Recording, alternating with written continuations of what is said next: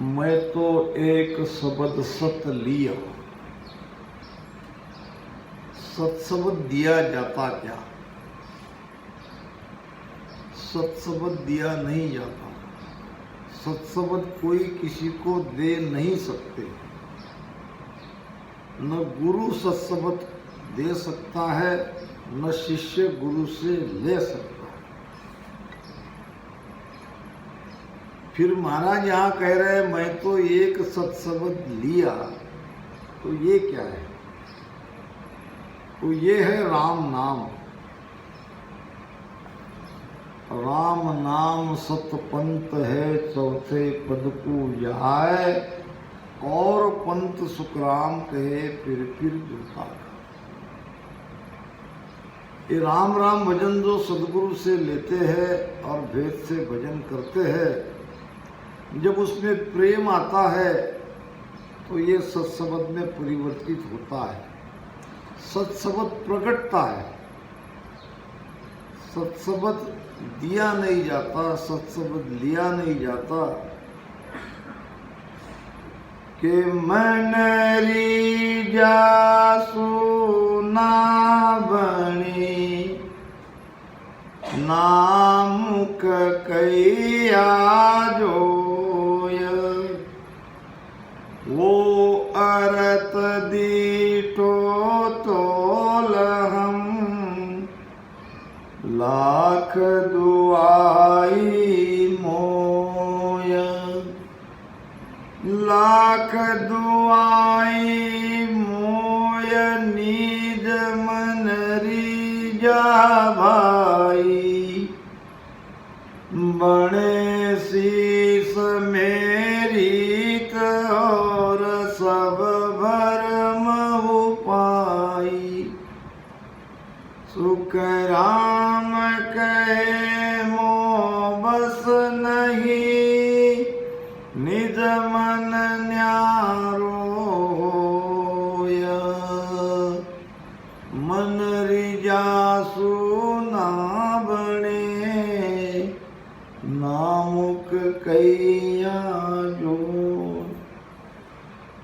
ये तो आप सभी जानते हो, सदगुरु की मेहर जब तक शिष्य पर नहीं होती, वो निरंतर सत्शब्द नहीं जपता।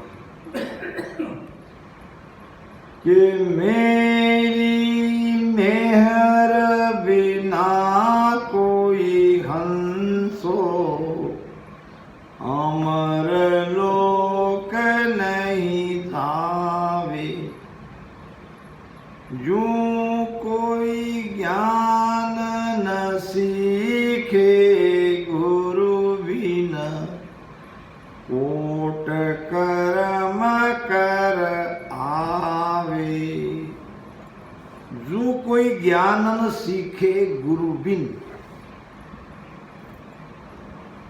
संसार का कोई भी ज्ञान हो, कोई भी कला हो, कोई भी हुनर हो, तो अपने आप हमारे अंदर नहीं आता। उसके गुरु को खोजना पड़ता है। मामूली से मामूली कोई भी ज्ञान लो आप, कोई भी हुनर लो, कोई भी कला लो, देख देख के हम नहीं सीख सकते। जब किसी को गुरु बनाएंगे और उनको पूछेंगे, जब वो बताएंगे, तभी हम उस हुनर को सीख सकते हैं, उस कला को सीख सकते हैं। जो कोई ज्ञान न सीखे गुरु बिना। दत्तात्रेय महाराज ने 24 गुरु किया था। अब उनके गुरु 5 तत्व भी है, उनकी गुरु वेश्या भी है। छोटी लड़की को भी उन्होंने गुरु बनाया, सर्प को भी उसने गुरु बनाया। क्यों गुरु बनाया? उनका हुनर सीखा, उनकी कला सीखी। और एक जोड़ा था चिड़िया का, है तो वो बत्तख पक्षी था, उसको भी उन्होंने गुरु बनाया। एक दिन दत्तात्रेय जी महाराज जा रहे थे, दोपहर का समय था। एक पेड़ के छाया में थोड़ी देर लेट गए। देखा तो वहां शिकारी ने जाल सजा के रखा था और कपोत पक्षी दोनों पति पत्नी बाहर गए थे और घोंसले में उनके बच्चे थे। दत्तात्रेय महाराज देख रहे थे। अब थोड़ी देर में वो सारे बच्चे उस जाल में अटक गए, चले गए। फिर कपोत पक्षी आए, देखा अपने बच्चे तो जाल में फंसे हैं। अब पक्षी अपने बच्चों को तो जाल से निकाल ही नहीं सकते थे। फिर माँ ने क्या किया, जब मेरे बच्चे ही अब जाल में फंस गए, अब वो शिकारी तो उनको छोड़ेगा नहीं, मार ही डालेगा, तो मैं जी के क्या करूं। इसलिए माता भी पक्षी के साथ स्वयं कूद गई। अब पक्षी ने देखा मेरा सारा परिवार अब जाल में अटका है, बचने का कोई उपाय नहीं है, तो मैं भी क्या करूं। वो भी जाके उसमें कूद गया। दत्तात्रेय महाराज ने कपोत पक्षी को अपना गुरु बनाया, वो इसलिए कि मनुष्य को अति मोह नहीं रखना चाहिए।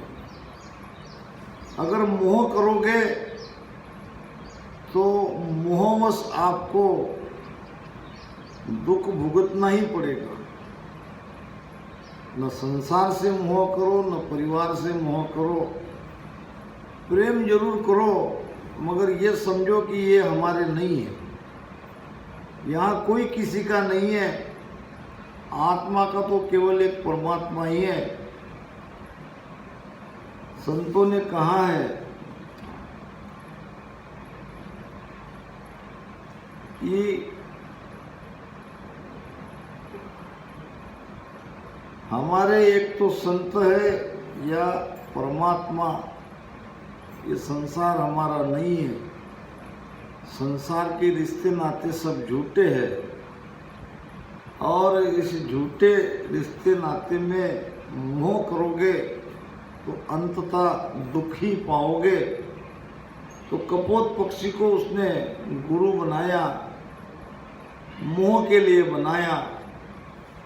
ऐसे 24 गुरु जो बनाए, वो अलग अलग ज्ञान उनसे लिया, इसलिए उनको गुरु माना।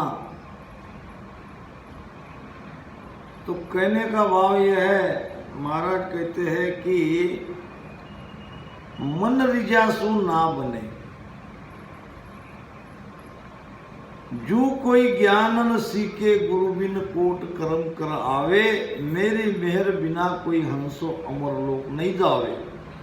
सदगुरु, मेरी नाम सदगुरु की मेहर, सत्ता की मेहर, वो सदगुरु की मेहर नहीं होती जब तक हम अमरलोक में नहीं जाएंगे।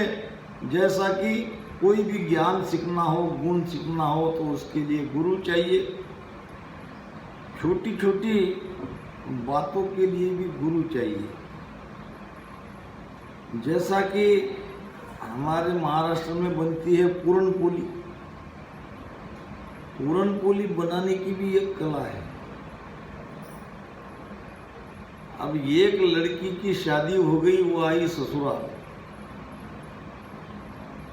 उसकी आदत थी या उसने ये समझ पाल रखा था कि मुझे सब आता है।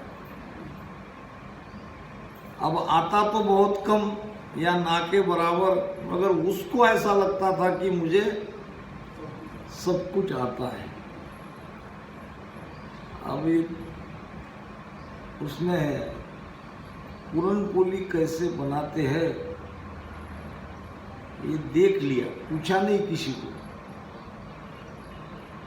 एक बाई जी थी, सफेद साड़ी पहने थी, सिर के बाल टक्कल किए हुए थे, ऊपर से साड़ी का पदर ओढ़ रखा था और वो पूरन पोली बना रही थी और ये सब देख रही थी। उसको लगा कि अब देखने से मैं सीख जाऊंगी। जब शादी हुई, ससुराल आई, पिताजी आए उसको लेने के लिए। फिर पूछा, पिताजी क्या खाओगे? तो उसने कहा, बेटी जो भी बनाओगे खा लूंगा। नहीं नहीं, आज पहली बार मेरे घर आए हो, आपको जो ठीक लगेगा, जो आपकी पसंद का हो वो मैं बनाती हूँ। पिताजी ने कहा, अगर बनाती हो तो पूरन पोली बना दो। अब इसको तो लगता था कि मुझे आता है। अब दाल रख दिया चूल्हे पे, पानी डाल दिया, उसमें शक्कर डाल दिया और भी जो डालना है वो डाल दिया, और इधर आटा भी गूंद लिया, दाल भी निकाल ली।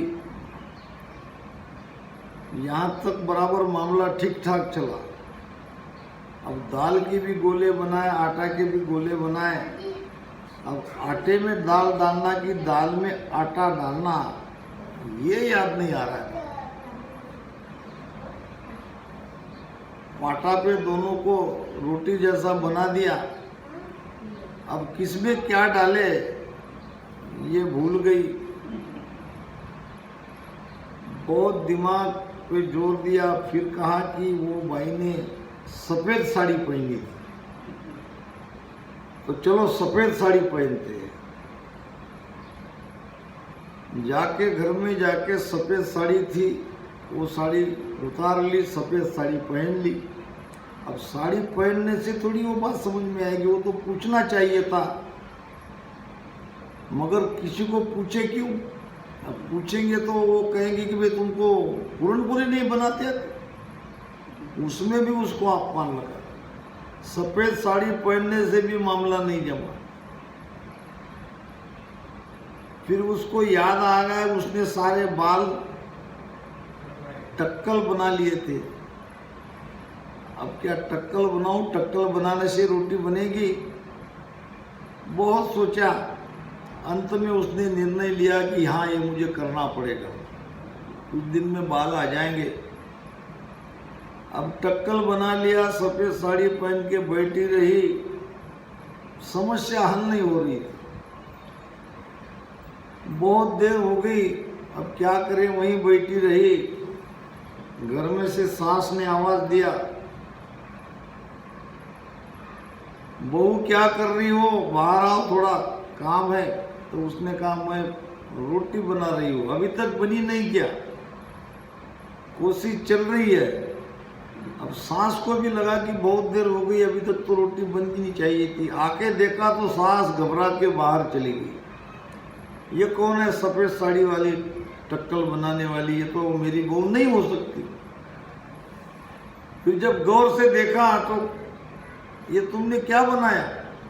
तो उसने कहा, माता जी ऐसा है कि अब ये पूरन पोली बनानी थी और ये कैसे बनाती है ये मैं, यहाँ तक तो ठीक था मगर आगे मैं समझ नहीं पा रही।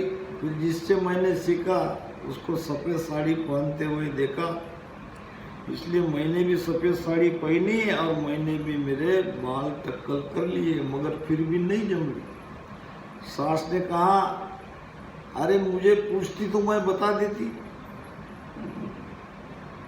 अब वैसे भी तुम टक्कल हो ही गई हो, अब मैं बता देती हूँ, ऐसा ऐसा करो। जब सास ने बताया तब उसने रोटी बनाई। कहने का मतलब पूछने में हमको शर्म आती है। जो पूछेगा उसका कभी भी नाश नहीं होगा। कोई भी बात नहीं आती हो तो बिल्कुल पूछ लो कि मुझे नहीं जमती। अगर सीखना हो तो पूछना चाहिए, उसमें कोई कमीपना नहीं है। तो ऐसे संसार के छोटे छोटे काम के लिए भी हमको किसी से सीखने की ज़रूरत है, किसी को पूछने की ज़रूरत है। यहाँ तो बात आती है मोक्ष की। ये तो संसार से सबसे कठिन काम है बंधन से मुक्त होना, माया से अलग होना, ये बहुत ही कठिन काम है। यहाँ तो थोड़ी भी गलती हो गई तो ये गलती 43,20,000 बरस तक आपको भुगतनी पड़ेगी।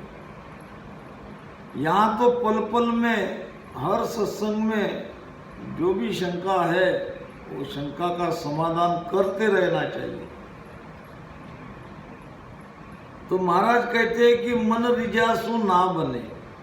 सदगुरु का मन हमने कितना भी रिझा दिया, रिझाना समझते हो ना, राजी कर लिया, सदगुरु का मन राजी हो गया, तो क्या सदगुरु के मन में अगर ये आ जाए कि मैं इनके घट में सत्संग जगा दूं, तो ये नहीं हो सकता, क्योंकि ये सदगुरु के मन की बात नहीं है, ये मन के परे की बात है। सदगुरु की अंतरात्मा रिझनी चाहिए। जब अंतरात्मा रिझेगी तब वो शब्द प्रकट होगा। तो सदगुरु से हम कितना भी ऊपर से उसको रिझा ले, सदगुरु कैसे रिश्ते हैं? सदगुरु है भी तो एक मनुष्य है। अब उनकी सेवा करी, जो चाहिए उसको आपने खिला दिया, कपड़े ला दिए, उसकी जरूरत पूरी कर दी, इससे क्या होगा? उसकी महिमा करेंगे, इससे क्या होगा? तो उसका मन ही तो रिझेगा। ऊपर से हम कितना भी क्यों न रिझा ले, ये सत्संग प्रकट नहीं होगा। या ये भी अपेक्षा नहीं रख सकते हैं कि सदगुरु मुझे मुख से बोले कि जाओ बेटा तुम पर मैंने कृपा कर दी। एक शिष्य आया गुरु के पास शब्द लेने के लिए, गुरु ने बिठाया और कहा ये शब्द है, इसको ऐसे रटो। चेले ने रटन कर लिया। अब चेला जाने को निकला कि गुरु ने कहा बिना मुझे दक्षिणा दिए कहाँ जा रहे हो? दक्षिणा दो, जो कि रिवाज है। अब शिष्य होशियार था, उसने कहा गुरु महाराज आपने मुझे दिया तो कुछ नहीं, अब दक्षिणा कैसे दूं? अरे ये अभी मेरे सामने तुम भजन करने के लिए बैठे हो, मैंने तुम्हें शब्द का भेद बताया, अब इससे तुम वैकुंठ में जाओ, कैलाश में जाओ, मोक्ष में जाओ, इसी से जाओगे, लाओ मुझे दक्षिणा। अब शिष्य ने भी होशियारी करी। शिष्य ने कहा गुरु महाराज दक्षिणा में ये पूरा भारत मैंने तुमको दे दिया, ये इंग्लैंड तुमको दे दिया, ये अमेरिका तुमको दे दिया। गुरु ने क्या ये भारत इंग्लैंड अमेरिका क्या तेरे बाप का है जो मुझे तुम दक्षिणा में दे रहे हो? तो शिष्य ने कहा वैकुंठ कैलाश मोक्ष क्या तुम्हारे दादा का है जो मुझे तुम बैठे बैठी दे दिए करके कह रहे हो?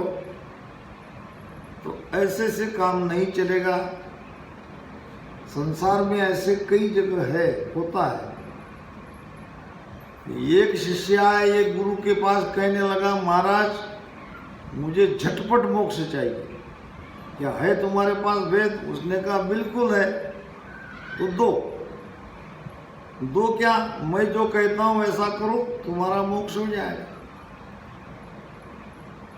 अब जाओ यहां से, अगर कोई ताड़ का पेड़ मिले, ताड़ का पेड़ समझते ना, ऊंचा रहता है, खजूर का पेड़, ताड़ का पेड़, जैसे पेड़ खजूर, ऊंचा ऊंचा पेड़ देखना, सबसे ऊंचे पेड़ पे जाके चढ़ जाना और वहां से कूद जाना, नीचे कूदते ही आपका मोक्ष हो जाएगा।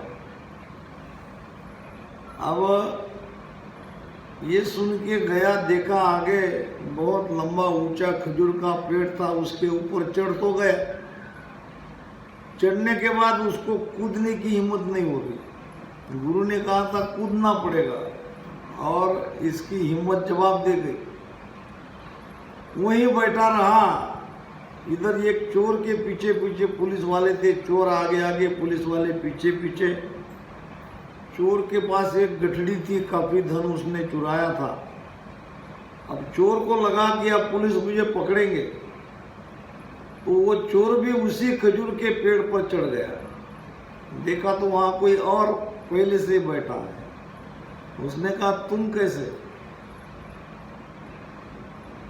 और उस आदमी ने कहा तुम यहाँ क्यों चढ़े? तो उसने कहा पुलिस मेरे पीछे पीछे है, मेरे पास बहुत सारा धन है, पुलिस से बचने के लिए मैं चढ़ा। तुम कैसे चढ़े? तो उसने कहा कि मैं गया एक गुरु के पास, गुरु को कहा कि मुझे झटपट मोक्ष चाहिए। तो क्या कहा फिर गुरु ने कहा ऊंचे पेड़ पे चढ़ जाओ, ये खजूर के पेड़ पे चढ़ा और वहां से कूदो। अब ये बताओ, मैं अगर नीचे कूदूंगा तो मेरे हाथ पैर तो जरूर टूटेंगे या मेरी जान भी जा सकती है। ये कोई भेद है?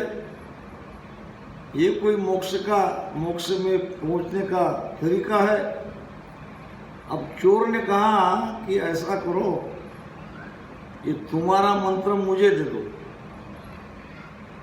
मैं देखता हूं प्रयोग करके, और मेरे पास ये चुराया हुआ धन है, ये सब तुम ले लो। चोर को लगा अगर सचमुच मंत्र काम में आ जाए तो मैं पुलिस वाले के बंधन से मुक्त हो जाऊंगा। मोक्ष का अर्थ है बंधन से मुक्त ही होना। और वैसे भी अब वो तो मुझे ढूंढते ढूंढते आएंगे, छोड़ने वाले नहीं है। तो ये धन की गठड़ी से पीछे छुड़ा लूं और क्यों न मैं कूद जाऊं। अब वो धन की गठड़ी दे दिया उस आदमी को जो गुरु से गुरु मंत्र लेके आया था और ऊपर चढ़ा था और कूद नहीं रहा था। और चोर ने बिना सोचे समझे सारा धन उसको देके ऊपर से नीचे कूद गया। कूदते पुलिस वाले ने घेर लिया, पकड़ लिया। चलो सुबह से हम तुम्हारे पीछे। चोर ने कहा साहब माफ करना, मैं चोर नहीं हूँ। अरे भाई हमने आपको देखा, इसी पेड़ पे तुम चढ़े थे और उसी से तुम कूदे हो, तो तुम्हारे सिवा दूसरा कोई चोर नहीं है। चोर ने कहा साहब जी आप अच्छे आदमी को, भले आदमी को पकड़ के ले जा रहे हो, मैं चोर नहीं हूं। दूसरे पुलिस वाले ने कहा यही था, इसी को हमने ऊपर चढ़ते हुए देखा है और यही नीचे कूदा है। उसने कहा पुलिस आपकी कोई गलती हुई है, आप जो कह रहे हो कि ऊपर चढ़ा और नीचे कूदा, वो मैं नहीं हूँ। ऊपर जो चढ़ने वाला है वो अभी तक वहीं बैठा है, चाहे तो देख लो, मैं यही हूँ और मुझे छोड़ दो। एक पुलिस को भेजा, उसने कहा साहब जी कोई आदमी ऊपर बैठा है, उसके पास धन की गठड़ी भी है। अरे वही चोर है, इसको मुक्त करो। चोर हो गया मुक्त। और जो चोर नहीं था, जिसने गुरु बनाया था मगर गुरु के वचन का पालन नहीं कर रहा था, वो पड़ गया बंधन में। तो हमारा भी यही हाल है।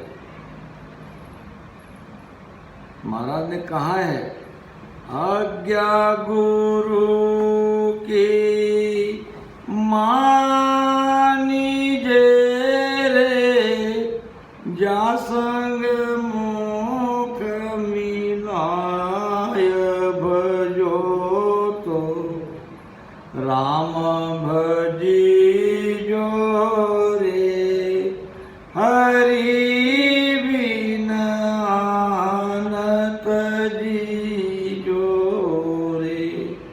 गुरु की आज्ञा आवही, गुरु की आज्ञा जाए, कहे कबीर तासी सका। जो गुरु की आज्ञा से रहता है, गुरु की आज्ञा से जाता है, उस शिष्य का भला ही भला होना है। गुरु आज्ञा में रहीजे हो, तन मन धन सब दीजे हो, वासु कछु न दुरावे हो, जाकर सायब पावे हो। जुग जुग कर्म कमावे हो, गुरु शरणे सब जावे हो।